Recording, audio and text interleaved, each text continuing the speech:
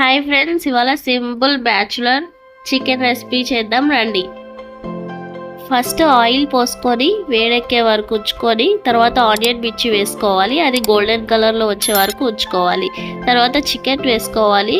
Chicken వేసుకొని 5 minutes మూత పెట్టుకోవాలి. అప్పుడు వాటర్ చికెన్లో ఉన్న వాటర్ అంతా వస్తుంది. తర్వాత ఫుల్లో పెట్టుకొని మూత తీసి ఉప్పు వేసుకోవాలి. అప్పుడు చికెన్లో ఉన్న వాటర్ అంతా ఎగిరిపోయి ఆయిల్ పైకి వస్తుంది. తర్వాత అల్లం పేస్ట్ అండ్ పసుపు వేసుకొని కలబెట్టుకోవాలి.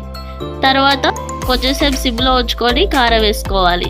కలబెట్టి మూత పెట్టాలి.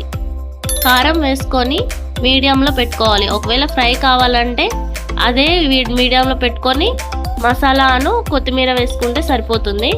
నాకు కోల్డ్ బాగా అయింది, నేను చారులా తినాలనుకుంటున్నాను. అందుకని నేను వాటర్ యాడ్ చేసుకున్నాను. కొంచెం వాటర్ యాడ్ చేసుకొని మూత పెట్టుకొని ఫుల్లులో పెట్టుకోవాలి.